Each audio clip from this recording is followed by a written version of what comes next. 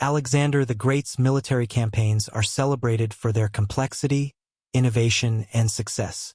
From his audacious tactics to his pioneering use of combined arms and psychological warfare, Alexander's approach to warfare redefined ancient battle strategy. His war strategies combined the discipline of the Macedonian phalanx, the agility of his companion cavalry, and his own keen understanding of geography, timing, and psychological leverage. Here's an exploration of the key strategies that defined Alexander's success on the battlefield. 1. Combined arms approach. One of Alexander's most effective strategies was his combined arms approach, integrating infantry, cavalry, archers, and siege weaponry to create a flexible and adaptive fighting force. Alexander's army was organized to allow each unit to complement the strengths and cover the weaknesses of others, a relatively new concept at the time. The Macedonian phalanx. Alexander's phalanx, armed with 18 to 20-foot sarissas, long spears, served as the army's anchor. Its strength lay in its frontline power and impenetrability, which allowed Alexander to hold enemy forces in place and control the battlefield. Companion cavalry. Alexander's elite heavy cavalry, the companion cavalry, was central to his strategy. He often used them on the flanks to exploit weaknesses in enemy formations or to launch direct charges at critical points. The companion cavalry's speed and power made it ideal for hammer and anvil tactics and flanking maneuvers. Light infantry and archers. These units provided crucial support by disrupting enemy formations and covering the phalanx's flanks, which were vulnerable due to the phalanx's inflexible structure. Archers and javelin throwers targeted enemy forces from a distance, softening their lines before the main engagement. In battles like Gaugamela, Alexander's use of combined arms allowed him to counter Darius III's massive Persian army by keeping his forces cohesive and coordinated, adapting to the challenges presented by the Persian war chariots and cavalry. 2. Hammer and anvil tactic. Alexander perfected the hammer and anvil tactic, one of his most famous strategies. This involved pinning the enemy in place with the phalanx, the anvil, while striking from the side or rear with his cavalry, the hammer. How it worked. Alexander positioned the phalanx at the center of his line to engage the enemy's main force. Once the enemy was engaged, Alexander would lead his companion cavalry around the flank, charging into the enemy's exposed sides or rear. This maneuver often shattered enemy morale, as soldiers trapped between the phalanx and the cavalry would panic, disrupting their formation and opening the way for a decisive victory. The Battle of Issus is an excellent example of the hammer and anvil tactic. Alexander's phalanx held the center against the numerically superior Persian forces, while he led a cavalry charge toward Darius III's position, causing the Persian king to flee and his forces to collapse. 3. Feigned retreats and psychological warfare. Alexander understood the psychological aspect of warfare, often employing feigned retreats and other deceptive tactics to lure his enemies into vulnerable positions. Feigned retreats. By pretending to retreat or drawing his enemies into pursuit, Alexander could create openings for his real attack. In the Battle of Gaugamela, he used a feigned diagonal maneuver, moving his troops to the right, which led Darius to overstretch his own forces. This allowed Alexander to break through the Persian lines and target Darius directly. Shock and awe. Alexander's swift and direct attacks struck fear into his opponents. His reputation for personal bravery, often charging into battle alongside his troops, bolstered his men's morale and struck fear into his enemies. The siege of Tyre demonstrated Alexander's resolve, as he built a causeway to breach the island city's defenses, showing his willingness to overcome any obstacle. Treatment of conquered people. Alexander was also known for his diplomatic and humane treatment of conquered peoples, particularly leaders who surrendered.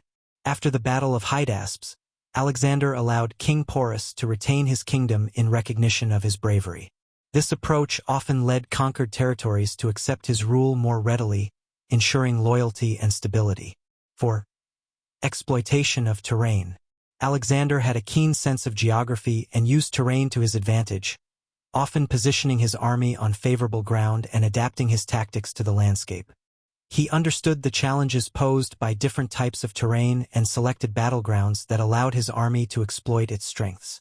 Examples: Battle of Issus. Alexander chose to engage Darius in a narrow mountain pass, which negated the Persian army's numerical advantage. This confined the battle to a space where the phalanx and cavalry could work together effectively, limiting the maneuverability of Darius's larger force. The Hydaspes River. In his campaign against King Porus in India, Alexander crossed the Hydaspes River under cover of darkness and during a storm. This unexpected crossing caught Porus off guard and allowed Alexander to dictate the terms of the battle. Alexander's strategic use of terrain is also evident in his sieges. For example, during the siege of Tyre, he used the coastline to build a causeway, transforming an island into a reachable target. This creativity in adapting to the environment was a hallmark of his campaigns. 5. Speed and surprise. Alexander's campaigns were characterized by rapid movement and surprise attacks, which allowed him to seize the initiative and keep his enemies off balance. His army was trained to move quickly and maintain cohesion even during forced marches, enabling him to launch surprise attacks and reach locations faster than his enemies anticipated. Strategic marches.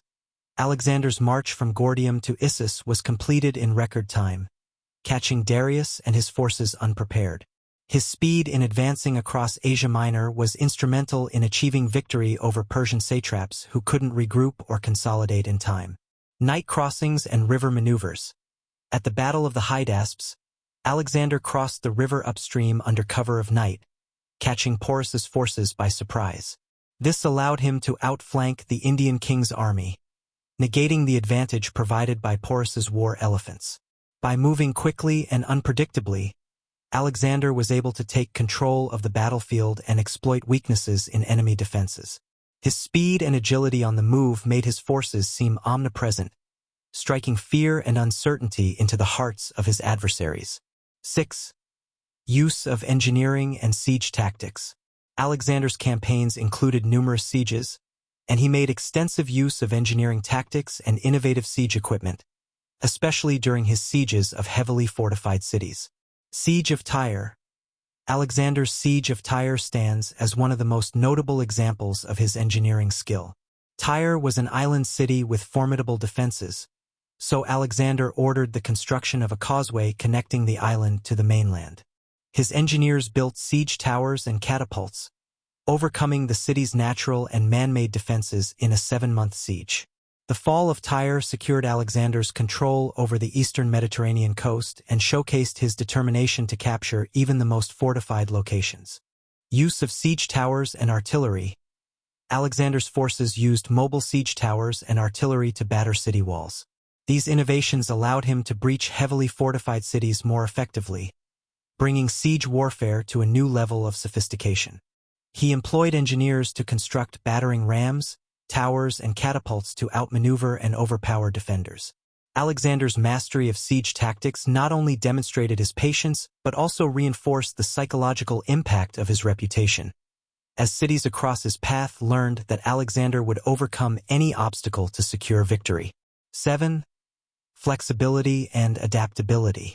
One of Alexander's greatest strengths was his ability to adapt his strategies to suit the unique challenges of each battle and campaign. He understood that no two battles were the same and tailored his approach to the specific strengths and weaknesses of his enemy. Adapting to new enemies. In India, Alexander faced war elephants for the first time at the Battle of Hydaspes. Rather than using standard formations, he developed a strategy to isolate and neutralize the elephants by surrounding them with lightly armed troops and archers, forcing the animals to retreat or turn on their own lines. Handling guerrilla warfare. During his campaign in the mountainous regions of Bactria and Sogdia, Alexander faced guerrilla tactics and small-scale ambushes rather than open battles. He adapted by breaking his forces into smaller, mobile units capable of navigating difficult terrain, employing a hit-and-run approach to counter these threats.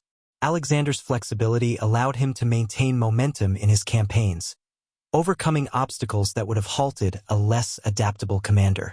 His ability to adjust his strategies based on the situation at hand set him apart and contributed significantly to his success. Conclusion: Alexander's strategic legacy. Alexander the Great's strategies combined classical Greek tactics with his own bold innovations, resulting in a unique approach to warfare that continues to influence military leaders today. His strategic genius lay in his ability to harmonize disciplined infantry with agile cavalry, utilize psychological and engineering tactics, and constantly adapt to new challenges. Each battle he fought, from the Granicus to the Hydaspes, was marked by a distinctive blend of courage, ingenuity, and tactical foresight. Alexander's strategies not only enabled him to conquer an empire that stretched from Greece to India, but also laid the foundation for future military doctrines, inspiring leaders and military thinkers throughout history. His legacy as a tactician endures, and his campaigns remain a benchmark for ambition, strategy, and the art of war.